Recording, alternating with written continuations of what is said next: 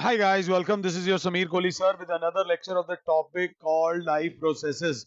Life processes में ये वाला लेक्चर अगर आप चाहो तो मिस कर सकते हो. आप इस लेक्चर को नहीं भी देखेंगे तो कोई फर्क नहीं पड़ता. You can survive without it. But मेरा फर्ज बनता है आपको ये बताना कि फोटोसिंथेसिस जो हमने लास्ट पढ़ा है, फिलहाल तो मैं न्यूट्रिशन इन एनिमल्स, मैंने लास्ट चैप्टर में लास्ट लेक्चर में बोला था कि हम न्यूट्रिशन इन एनिमल्स स्टार्ट करेंगे. बट फिर भी फोटोसिंथेसिस के बारे में मैं आपको दो बातें बोलना चाहूंगा. Photosynthesis takes place in two steps. One step is called light reaction, ध्यान से देखिएगा, and the other step is called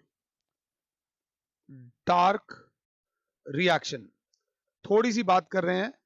Maggi बनती है एक स्टेप में बॉयल करके, राजमा बनते हैं दो स्टेप्स में. राजमा को बॉयल किया जाता है, फिर तड़का लगाया जाता है. It takes place in two steps. Boiled rajma भी लोग खाते हैं, बट घर में बॉइल्ड राजमा नहीं क्यों खाता? थोड़ा बहुत स्वाद के लिए खा लिया. हाँ, ये जो अमेरिका लंदन में जाके जॉब्स करते हैं ना घर छोड़ छोड़ के, वो लोग खाते हैं बॉइल्ड राजमा. तो यू आर ब्लेस्ड कि आप अपने मम्मी पापा के हाथ के, मम्मी के हाथ के स्पेशली, राजमा खा पाते हो. So what is a light reaction? इसकी डेफिनेशन अगर करने को आए, so are those reactions which take place in presence of light. In presence of light, obviously light reaction. तो इसकी डेफिनेशन क्या होगी? In absence of light. अगर आप ये चैप्टर ना भी, ये लेक्चर ना भी देखो तो लाइफ प्रोसेस में कोई फर्क नहीं पड़ेगा, एग्जाम में इसमें से कुछ भी नहीं आना. ये होने के बाद मैं कुछ लोगों से आपको मिलवाना चाहूंगा. What is driver? ड्राइवर का क्या जॉब है? ड्राइवर से कोई पूछे भैया आपका क्या जॉब है, तो वो कहेगा जिसने मुझे हायर किया है उनको और उनके जानने वालों को उनके कहने पर एक जगह से दूसरी जगह छोड़ना, वहां से वापस लाना, सेफली सिक्योरली ट्रैफिक के सारे नॉर्म्स को फॉलो करते हुए, ये मेरा जॉब है. उनके घर में क्या बनता है इससे मेरा कोई लेना देना नहीं, उन्होंने क्या कपड़े पहने उससे मेरा कोई लेना देना नहीं. मुझे वो टाइम पे मेरे पैसे देते थे और मैं ईमानदारी से और सेफली उनके एक जगह से दूसरी जगह छोड़ता रहूं. तो अब फोटोसिंथेसिस के मैकेनिज्म में मैं कुछ लोगों से आपको मिलवाना चाहूंगा. एक होता है आरयूडीपी, एक होता है एनएडीपी, एक होता है NADP. Capital H is for hydrogen. फिर मिलवाऊंगा एटीपी. एडीपी बेचारा गरीब होता है. फिर मिलवाऊंगा पीआई. एडीपी लिखना था. और फिर मिलवाऊंगा एटीपी. ये अमीर होता है. बच्चा कहेगा इसको तो मैं जानता हूं, इसको बोलते हैं एडिनोसाइन ट्राइफॉस्फेट. और इसकी खास बात होती है, it's a high energy molecule. इसके अंदर काफी ज्यादा एनर्जी होती है. पीआई होता है इनऑर्गेनिक फॉस्फेट, ये याद रख लेना. और ये जो होता है एडिनोसाइन ट्राइफॉस्फेट. पर्स के अंदर, पर्स नहीं डिसाइड करता आप कितने अमीर हो. पर्स में जब रुपीस डलते हैं ना, पर्स में जब रुपया डलता है तब डिसाइड करता है कि उस पर्स में कितना पैसा है. वैसे ही एडीपी मॉलिक्यूल जब पीआई मॉलिक्यूल को गेन करता है in the presence of light, तो वो बन जाता है अमीर, दैट इज एटीपी. और ये एटीपी भरा हुआ पर्स जब बाहर खुलता है तो रह जाता है खाली पर्स, प्लस निकलती है एनर्जी. एक अच्छा बच्चा अगर ध्यान से समझ रहा हो तो वो बोलेगा सर जो ये वाला रिएक्शन है ये लाइट रिएक्शन है, और जो ये वाला रिएक्शन है वो डार्क रिएक्शन है. अब बात आती है R U D P, ribulose spelling गलत हो सकते हैं, टाइफॉस्फेट। इसका काम सिर्फ एक होता है, CO2 ड्राइवर। इसका काम होता है CO2 को लाना और रिएक्शन में दे देना। ये क्लोरोप्लास्ट वगैरह के अंदर ये सब सेल्स मौजूद होते हैं।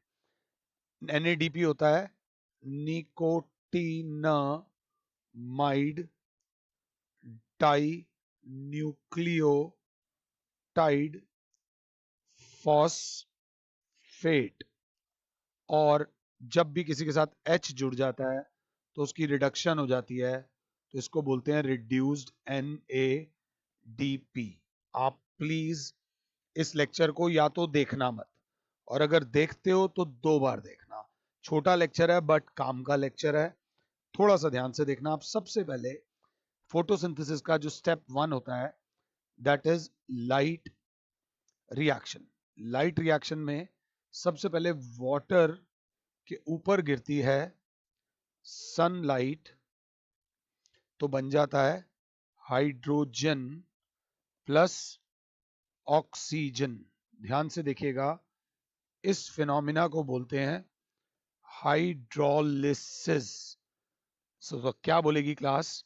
The process of breakdown of water molecule into hydrogen and oxygen in presence of light या सनलाइट इज कॉल्ड हाइड्रोलिसिस। वैसे जब भी H2O केमिस्ट्री में टूटता है तो H प्लस आयन बनता है और OH माइनस आयन बनता है, बट ये लिविंग प्लांट्स के अंदर रिएक्शन हो रहा है। It is a chemical reaction but it is a biochemical reaction. अब जो हाइड्रोजन बनता है NADP कंबाइन करता है मेरे बच्चों हाइड्रोजन के साथ, और वो भी in the presence of sunlight बन जाता है। अगर आप लोग साथ हो तो NADP को मिल जाता है H। हाइड्रोजन की जरूरत है इसके लिए। अगला रिएक्शन जो है दैट इज ATP, जो रिएक्ट करता है PI के साथ ताकि पर्स भर जाए सनलाइट, इसको बोल बन जाता है ATP। ये 3 रिएक्शंस जो होते हैं ये लाइट रिएक्शंस होते हैं जो फोटोसिंथेसिस में होते हैं। वहां पर हमारा RUDP जो ड्राइवर है वो CO2 को लेकर आया होता है। अब ये 3 रिएक्शंस आर लाइट रिएक्शंस। अब जो पढ़ेंगे दैट इज डार्क रिएक्शन।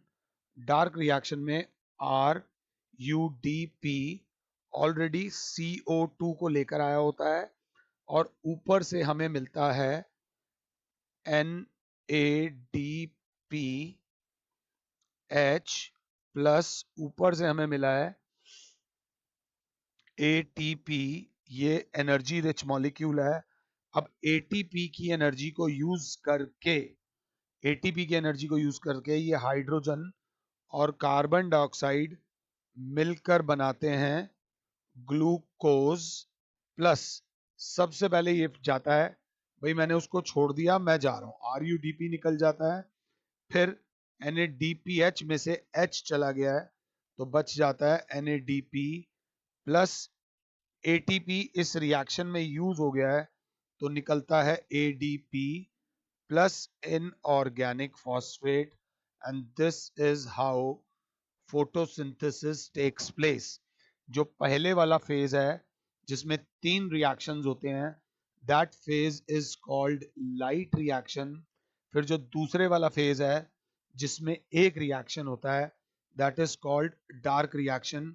मुझे वो व्हाइट वाले से करना था, वो मिला नहीं। इसको बोलते हैं dark reaction.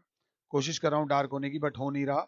So photosynthesis takes place in 2 stages. One is called light reaction, other is called dark reaction. 10 minute का लेक्चर है, या तो सुनो ही मत, और अगर सुनो तो 2 बार सुन लेना। What is the source of energy in light reaction? So light reactions में सोर्स ऑफ एनर्जी होती है लाइट। और what is the source of energy in dark reaction? तो डार्क रिएक्शंस में सोर्स ऑफ एनर्जी होता है एटीपी। ये याद रख लीजिएगा। ये मैंने आपको मैकेनिज्म ऑफ फोटोसिंथेसिस थोड़ा सा एक्स्ट्रा कराया है, मतलब इतना आसान नहीं है कि कार्बन डाइऑक्साइड और हाइड्रोजन ली और गुल करके ग्लूकोज बना दिया। उसके अंदर और भी बहुत सारे कॉम्प्लेक्स कंपाउंड्स लगते हैं। आई होप कि मैं समझा पाया हूं। फिलहाल के लिए और Sameer sir is saying you good bye, god bless all. जय माता दी, खुश रहो और भैया औरों को भी खुश रहने दो। Thank you.